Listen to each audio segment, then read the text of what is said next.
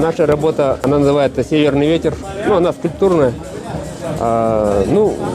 Тема как бы такая вот свободная. И наверху у нас были две фигуры. Это как бы мужчина и женщина, которые были разлучены северным ветром.